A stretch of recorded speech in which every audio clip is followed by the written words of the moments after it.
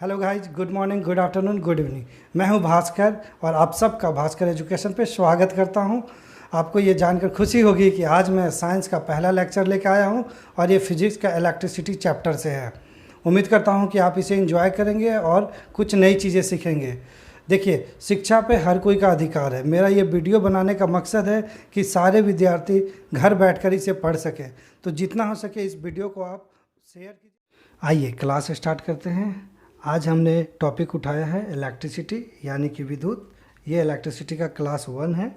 आपको class 10th में definition याद नहीं रखना है, इसके बारे में पढ़ना है। तो देखिए, इलेक्ट्रिसिटी होता क्या है।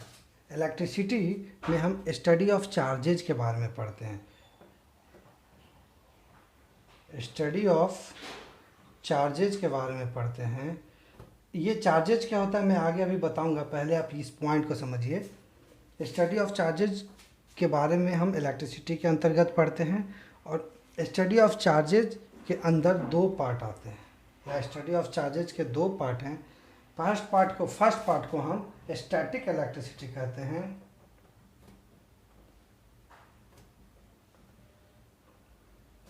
एंड सेकेंड पार्ट को हम करंट इलेक्ट्रिसिटी कहते हैं। करंट इलेक्ट्रिसिटी, इसके डिफरेंस को समझिए। स्टैटिक इलेक्ट्रिसिटी में हम वैसे चार्ज का अध्ययन करते हैं जो हमेशा स्थिर रहते हैं, मतलब स्टैटिक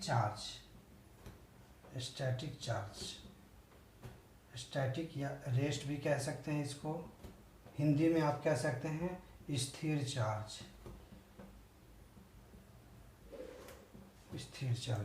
और करंट में हम हमेशा वैसे चार्ज के बारे में पढ़ेंगे जो कि हमेशा मोशन में रहते हैं, मोशन चार्जेस। ठीक है, मतलब हमेशा वो गति में रहते हैं, गति में रहने वाले चार्ज।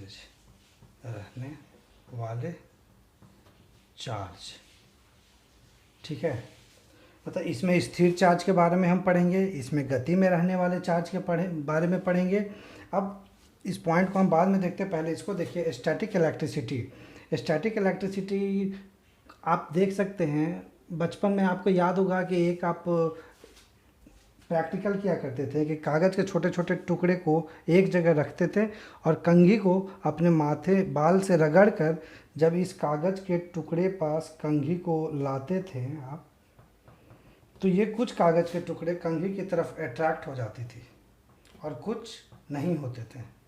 ठीक है, तो ये स्टैटिक चार्ज के कारण ही हो पाता था। जैसे ही आप कंघी को अपने बाल से रब करते थे तो इसमें पॉजिटिव चार्ज आ जाते थे।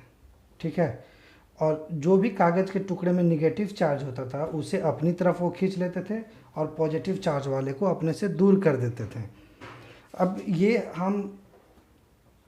ये प्लास्टिक का कंघी लेते थे। यहाँ पे ध्यान दीजिएगा, मैं कुछ अलग बताने का कोशिश कर रहा हूँ। हम वो प्लास्टिक का कंघी लेते थे। अगर हम वहीं पे प्लास्टिक का कंघी ना लेकर हम कोई स्टील का या मेटल का बनी हुई कुछ भी सामान अगर लेते और अपने बाल से रब करते तो वो कागज़ को अट्रैक्ट नहीं करता और नहीं करता है। आप एग्जाम्पल वो प्रैक्टिकल करके देख सकते हैं, वो अट्रैक्ट नहीं कर पाता। ऐसा क्यों होता है, इस बात को समझिए। देखिए, प्लास्टिक आपका विद्युत का कुचालक होता है। ठीक है, वो इंसुलेटर का काम करता है।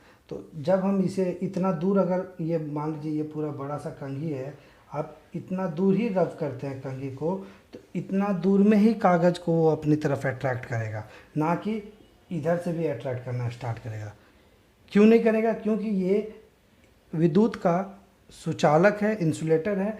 चार्ज को वो ये यहाँ से यहाँ तक नहीं गुजरने देगा। आपको पता है कि इंसुलेटर से होकर करंट नहीं बह सकता, तो चार्ज यहीं पर स्थिर है, इसीलिए पेपर को वो अट्रैक्ट कर लिया। लेकिन अगर हम यहाँ पे कोई लोहे का कोई प्लेट लेकर उसे अपने बाल में रब करते हैं, सपोज कीजिए इतने पार्ट को रब किए, यहाँ पे चार्ज भी आ गया, लेकिन ये कागज़ के टुकड़े को अपनी तरफ अट्रैक्ट नहीं करेगा। क्यों नहीं करेगा?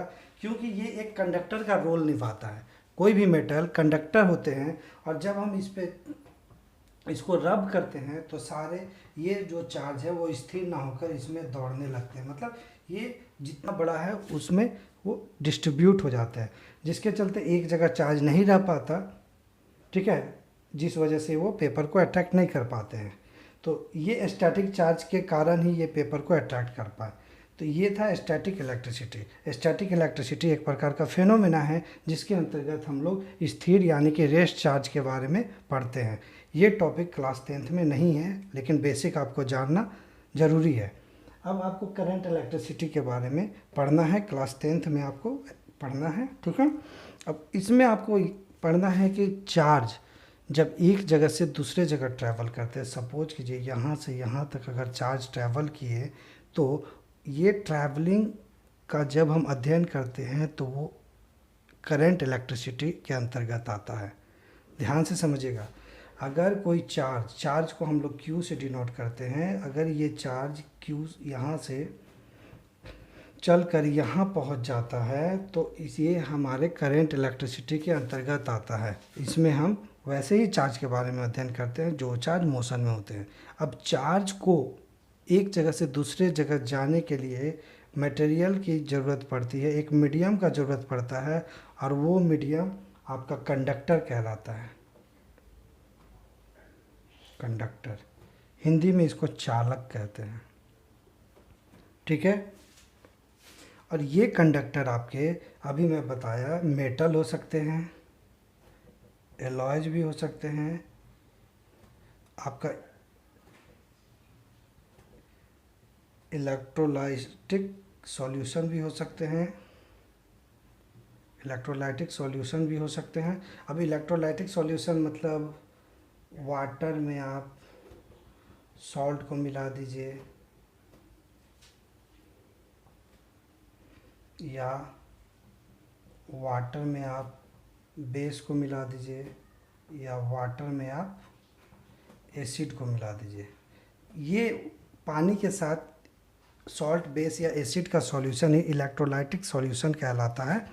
तो मेटल, एलॉय, इलेक्ट्रोलाइटिक सॉल्यूशन, या हम ह्यूमन बॉडी, ग्रेफाइट, ये सारे कंडक्टर होते हैं, ठीक है। इससे चार्ज एक जगह से दूसरे जगह आराम से जा सकता है, ठीक है।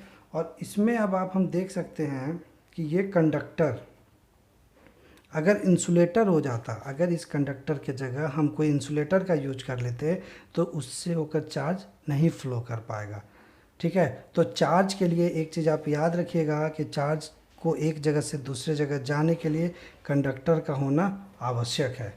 चलिए इतना आप नोट डाउन कीजिए। अब हम आगे बढ़ते हैं।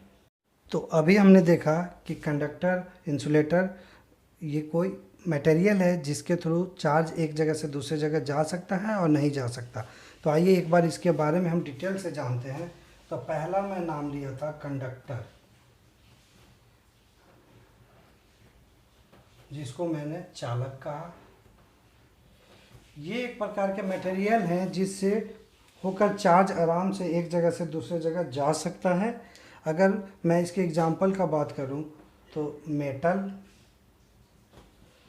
एलॉयज और इलेक्ट्रोलाइटिक सॉल्यूशन, ह्यूमन बॉडी, इसके बाद आप कह सकते हैं ग्रेफाइट। ये मेटल नहीं होता, ये नॉन मेटल है, फिर भी ये एक्सेप्शन केस में पाया जाता है कि नॉन मेटल होते हुए भी वो चार्ज का चालक है। सेकेंड नंबर में हम बात करें इंसुलेटर्स, मतलब इसका हिंदी होता है कुचालक। मतलब वैसे मटेरियल जो अपने से होकर चार्ज को एक जगह से दूसरे जगह बहने ना दें, उसे हम इंसुलेटर कहते हैं। और इसका बेस्ट एग्जांपल सबसे पहले आपका प्लास्टिक आ जाता है, आप वुड को ले सकते हैं, रबड़ भी इसका एग्जांपल हो जाएगा, और बहुत सारे चीज़ें आप अपने डेली लाइफ में देखते हैं। आपका प्लास्टिक का कोई भी चीज़, बोतल, बैग, ये सारे चीज़ इंसुलेटर में आते हैं। तो ये बहुत सारे हैं, ईटीसी मैं यहाँ लिख सकता हूँ, ईटीसी। थर्ड में है एक आपका सेमी कंडक्टर।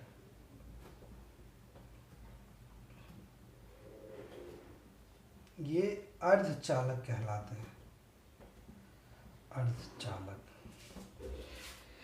ये दोनों प्रकार के बिहेवियर में पाए जाते हैं, मतलब डिपेंड करता है कि हम किस सिचुएशन में इसका यूज करना चाहते हैं। ये हम इसे चाहे तो कंडक्टर की तरह भी यूज कर सकते हैं या इंसुलेटर की तरह। वो हम टेम्परेचर इंक्रीज करना पड़ता है, टेम्परेचर डिक्रीज करें, मतलब टेम्परेचर अप डाउन करके हम इसे या तो कंडक्टर की तरह यूज कर सकते हैं या तो इंसुलेटर की तरह यूज कर सकते हैं। इसका एग्जाम्पल जो है आप देख सकते हैं। सबसे पहले आप इसको सिलिकॉन, जर्मेनियम, गैलियम, ये 3 इसके एग्जाम्पल और भी हैं। तो सेमीकंडक्टर हैं, सो या तो कंडक्टर भी होते हैं या तो आपका इंसुलेटर भी हो सकते हैं। ये दोनों प्रकार के बिहेव करते हैं और इनका जो यूज किया जाता है वो इलेक्ट्रॉनिक्स डिपार्टमेंट में किया जाता है। इसमें जैसे आप डायोड बनाने में, कोई भी रेजिस्टेंस बनाने में, आप और भी बहुत चीज़ें, कैपेसिटर वगैरह में भी इसका यूज किया जाता है। तो चलिए आप इसको समझ गए होंगे, conductor, insulator and semi conductor. Electric circuit, विद्युत परिपथ। अगर हम विद्युत परिपथ का बात करें तो आप जानते हैं कि कोई भी बैटरी ले लीजिए, जनरेटर ले लीजिए आप, या कोई सेल भी ले सकते हैं, तो उनके पास 2 ही टर्मिनल होते हैं, जिसको एक हम पॉजिटिव कह सकते हैं, एक निगेटिव कह सकते हैं। ये डीसी का बात कर रहा हूँ मैं। एसी में तो फेज और न्यूट्रल होता है, फेज और न्यूट्रल 2 ही टर्मिनल होते हैं, ठीक है। तो कोई भी पावर सोर्सेज के पॉजिटिव टर्मिनल से अगर कोई वायर निकलकर किसी लोड, याद रखिएगा मैं क्या लिख रहा हूँ, किसी लोड से होते हुए किसी स्विच और भी लोड आप ले सकते हैं, ज़रूरी नहीं कि एक ही लोड लेंगे, एक ही स्विच लेंगे। मैं बस यहाँ एक लोड और एक स्विच लेकर चल रहा हूँ, होते हुए एक फ्यूज से होकर पुनः बैटरी यानी कि पावर सोर्सेस के दूसरे टर्मिनल पर आकर कनेक्ट हो जाते हैं। तो उससे जो एक परिपथ, एक पाथ जो हमें मिलता है, उसे ही हम लोग विद्युत परिपथ कहते हैं या इलेक्ट्रिक सर्किट कहते हैं। इसको आप एक और तरीके से डिफाइन कर सकते हैं कि पावर सोर्सेस से करंट चलकर, एक टर्मिनल से करंट चलकर जब दूसरे टर्मिनल तक आ जाती है, तो वो पाथ को हम लोग विद्युत परिपथ कहते हैं या इलेक्ट्रिक सर्किट कहते हैं। इसमें मैंने इसे स्विच लिखा हूँ, ये स्विच है और इसे आप फ्यूज कहिए, ठीक है। तो यहाँ पर इलेक्ट्रिक सर्किट 2 प्रकार के होते हैं, एक ओपन होते हैं, ओपन, और एक closed. Open electric circuit, open circuit and close circuit. देखिए ओपन सर्किट का क्या मतलब हुआ। अगर यहाँ पे हमारे पास कोई बैटरी है, ये प्लस है, ये माइनस है, यहाँ से चलकर मान लीजिए ये किसी तरह से यहाँ टूट गया हो, तो देखिए यहाँ से जब हमारा कोई चार्जर चलना स्टार्ट होगा तो ये तो यहीं रह गया, इसके आगे तो नहीं जा पाएगा। तो इसे ही कहते हैं ओपन सर्किट। वो मतलब किसी तरह से परिपथ टूट गया हो, वो कहलाता है ओपन सर्किट। लेकिन अगर क्लोज सर्किट का बात करें तो इसे आप सब पावर सप्लाई समझिए। तो यहाँ से अगर सर्किट चलता है और चलकर सीधे निगेटिव टर्मिनल तक आकर मिल जाता है, लोड वगैरह से होकर, याद रखिएगा, ऐसा नहीं कि डायरेक्ट मिला दीजिएगा। डायरेक्ट भी सर्किट कहलाएगा लेकिन वो हमारे यूज के लायक नहीं रहेगा, उससे हमारा सर्किट जल जाएगा, ठीक है। तो लोड एंड स्विच से होकर पुनः अपने दूसरे टर्मिनल पर आकर मिल जाता है, तो उसे हम लोग क्लोज सर्किट कहते हैं। देखिए अब यहाँ पे आप देखिए, अगर यहाँ से अगर चार्ज चलना स्टार्ट होगा तो कहीं भी पाथ नहीं टूटा, ये स्विच है, ये ऑन ऑफ होते रहता है, ठीक है, कहीं भी पाथ नहीं टूटा हुआ। तो ये ओपन हुआ, ये क्लोज हुआ, ये चीज़ समझ गए आप लोग, ठीक है। अब देखिए इलेक्ट्रिक सर्किट के लिए कुछ मेन कंपोनेंट होते हैं, जैसे आपका power source, load, switch, fuse, ये सारे होने आवश्यक हैं किसी भी सर्किट में। तो आइए पहले इसका नाम आप नोट डाउन कीजिए। फर्स्ट कंपोनेंट होना चाहिए power sources, power source. Second switch, third fuse, fourth load and fifth wire.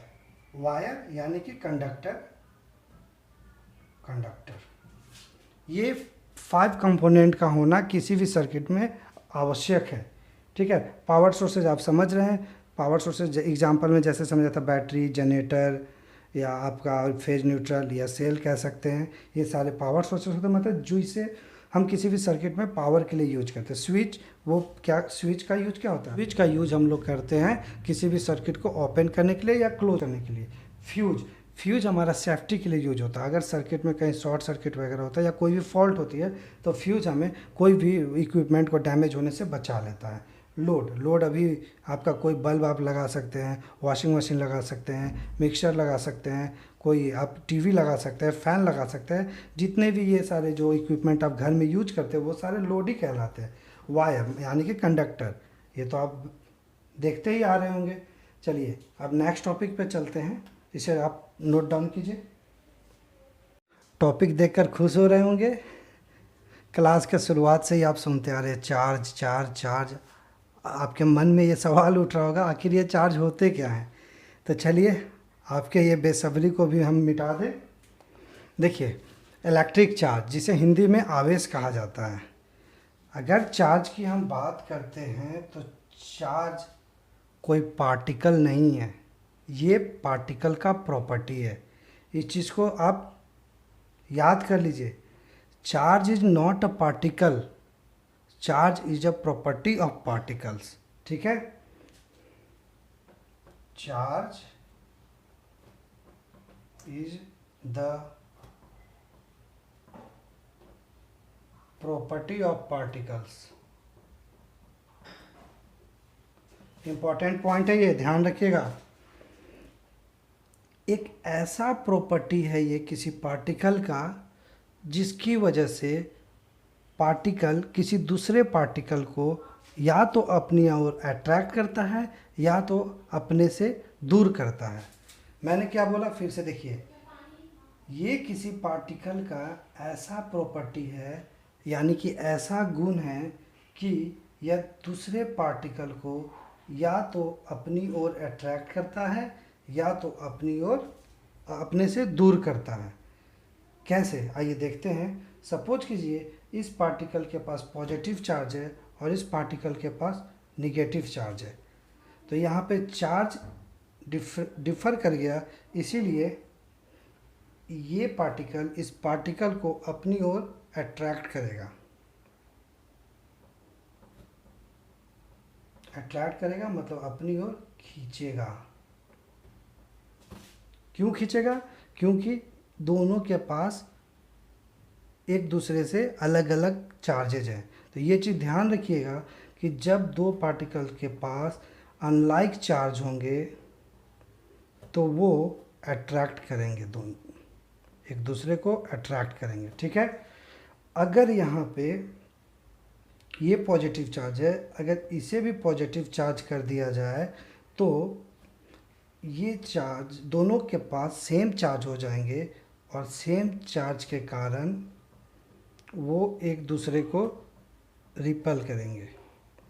ठीक है, देखिए चार्ज क्या था, किसी भी पार्टिकल का प्रॉपर्टी था, एक ऐसा प्रॉपर्टी जो किसी भी पार्टिकल को दूसरे पार्टिकल को अपनी ओर खींचने के लिए या अपने से दूर खींचने के लायक करता है। समझ गए आप लोग? अब चलिए इसके डिफिनेशन के बारे में। ये तो बेसिक इंट्रोडक्शन था चार्ज के बारे में। ये चीज़, ये 2 पॉइंट याद है रखिएगा आप लोग कि अनलाइक चार्ज अट्रैक्ट करता है, लाइक चार्ज रिपल करता है।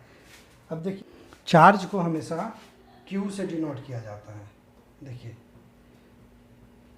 चार्ज यानी कि आवेश, मैं दूसरा मार्कर ले लेता हूँ। चार्ज को हमेशा Q से डिनोट करते हैं। ठीक है, और Q इक्वल टू एक फॉर्मूला निकल के आता है NE। अब N और E क्या है? Q तो आप चार्ज समझ गए, तो N है number of electron, number of electron, and E है इलेक्ट्रॉन पे कितने charge, charge on electron, charge on electron, जो कि किसी भी इलेक्ट्रॉन पे जो चार्ज होता है ये 1.6 इंटू 10⁻⁻19 कूलम्ब होता है। ये चीज़ याद रखिएगा। देखिए किसी भी इलेक्ट्रॉन में चार्ज 1.6 इंटू 10⁻⁻19 कूलम्ब होता है।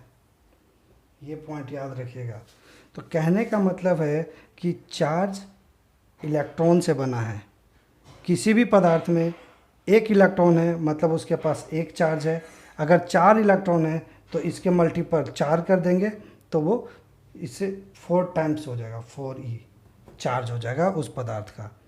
ठीक है, तो Q equal to N E formula से ये निकल कर आता है। मतलब इतना जानिएगा कि जितने नंबर्स ऑफ इलेक्ट्रॉन होंगे उतना ही चार्ज होगा उस मटेरियल में। ठीक है, चलिए अब आगे चलते हैं। ठीक है, अब चार्ज के हम एसआई मात्रक का बात करते हैं। SI unit of charge, SI unit of charge coulomb होता है, कूलम्ब, जिसे C से डिनोट करते हैं। और एक कूलम्ब में 6 इंटू 10⁻18 इलेक्ट्रॉन होते हैं। ये दो चीज़ आप याद रखिएगा। 1 कूलम्ब में 6 इंटू 10⁻18 इलेक्ट्रॉन होते हैं और 1 इलेक्ट्रॉन में 1.6 इंटू 10⁻19 कूलम्ब चार्ज होता है। ठीक है, अब आज का क्लास बस यहीं पे हम ख़त्म करते हैं। लेकिन एक सवाल है आपके लिए कि एक कूलम्ब में इतने इलेक्ट्रॉन होते हैं ये तो पता है, लेकिन एक कूलम्ब में चार्ज कितने होते हैं ये चीज़ आपको ज्ञात करना है। एक कूलम्ब में चार्ज कितने होते हैं। देखिए 1 कूलम्ब में इलेक्ट्रॉन इतने हैं और एक इलेक्ट्रॉन में चार्ज इतना होता है।